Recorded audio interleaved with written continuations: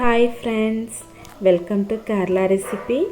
நாம் இன்னைக்கு ரொம்ப டேஸ்டான ஈஸியான மீன் பொரிச்சது பார்க்க போறோம். வாங்க வீடியோக்கு போலாம்.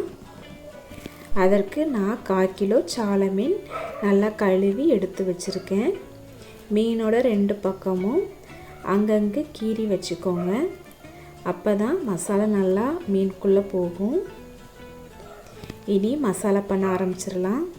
அதற்கு ஒரு பாத்திரத்தில் 2 பல் பூண்டு, ஒரு சின்ன பீஸ் அளவு இஞ்சி ரெண்டையும் நல்லா இடித்து வச்சுக்கிடலாம். 1/2 டீஸ்பூன் மஞ்சள் தூள், 1 டீஸ்பூன் காஷ்மீரி மிளகாய் தூள், 1/2 டீஸ்பூன் மிளகுத்தூள் சேர்த்துக்கிடலாம். தேவையான அளவிற்கு உப்பு சேர்த்துக்கிடலாம். ஒரு 1/2 லெமனை நல்லா பிழிஞ்சி சாறு எடுத்து சேர்த்துக்கோங்க. தேவைப்பட்டால் கொஞ்சமாக தண்ணி சேர்த்துக்கிடலாம். நல்லா பேஸ்ட் மாதிரி ஆகிற வரைக்கும் நல்லா கலந்து விட்டுக்கோங்க. தண்ணி ரொம்ப சேர்த்துறாதீங்க, கொஞ்சம் கொஞ்சமாக சேர்த்து கலந்து விட்டுக்கோங்க. மசாலா நல்லா ரெடி ஆயிடுச்சு. இனி இந்த மசாலையை மீனில் தடவி பொரிச்சு எடுத்துடலாம். அவ்வளோதான், சூப்பராக ரெடி ஆயிரும். உங்களுக்கு கேரளா ரெசிபி பிடிக்கும்னா இந்த சேனலை சப்ஸ்கிரைப் பண்ணி வச்சுக்கோங்க. கூடவே பெல் பட்டனை கிளிக் பண்ணி ஆல் ஆப்ஷனையும் கிளிக் பண்ணிக்கோங்க. அப்போ தான் நோட்டிஃபிகேஷன் உங்கள் மொபைலுக்கு வரும். எல்லா மீனும் பொரிக்கிறதுக்கு சூப்பராக ரெடி ஆயிடுச்சு.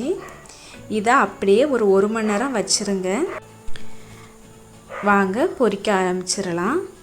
அதற்கு ஒரு பாத்திரத்தில் தேவையான அளவிற்கு தேங்காய் எண்ணெய் சேர்த்துக்கிடலாம். எண்ணெய் நல்லா சூடாகட்டும்.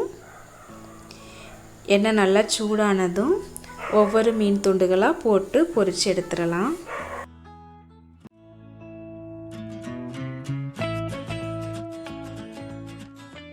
மீன் நல்லா வேகட்டும். நல்லா வெந்ததும் திருப்பி போட்டு 2 பக்கமும் நல்லா வேக வச்சு எடுத்துக்கிடலாம்.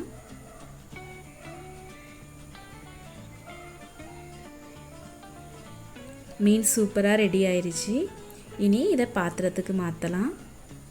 வீடியோ பிடிச்சிருந்தால் லைக் பண்ணுங்கள். உங்கள் வீட்லேயும் கண்டிப்பாக செஞ்சு பாருங்கள். எப்படி வந்துச்சுன்னு கமெண்ட் பண்ணுங்கள்.